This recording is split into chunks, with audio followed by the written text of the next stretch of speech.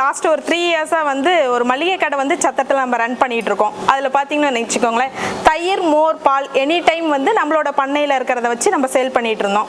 ஒரு சின்னதாக ஸ்டார்ட் பண்ணலாம் அப்படின்னு சொல்லி இதை வந்து இன்னைக்கு ஸ்டார்ட் பண்ணதில்லை.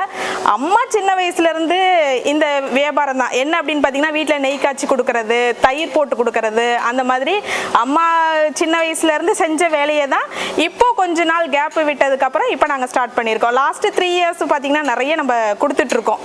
எந்த மாதிரி கொடுக்குறோம் அப்படின்னா, கடைங்களுக்கு கொடுக்கறதெல்லாம் ஸ்டாப் பண்ணி ஒரு மினி குவான்டிட்டியில் நம்ம ஸ்டார்ட் பண்ணோம். ஸ்டார்டிங் பார்த்தீங்கன்னா ஒரு 3 லிட்டரு அம்மா ஃபஸ்ட்டு காய்ச்சி கொடுத்தாங்க.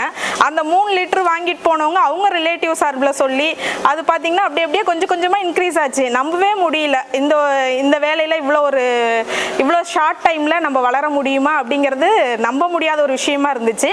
ஆனால் இன்னைக்கு பார்த்தீங்கன்னு வச்சுக்கோங்களேன், நாங்கள் இருக்கிற சரௌண்டிங்கில் மட்டுமே நம்ம வாரத்துக்கு டின் கணக்கில் கூட நம்ம நெய் சப்ளை பண்ணிட்டு இருக்கோம்.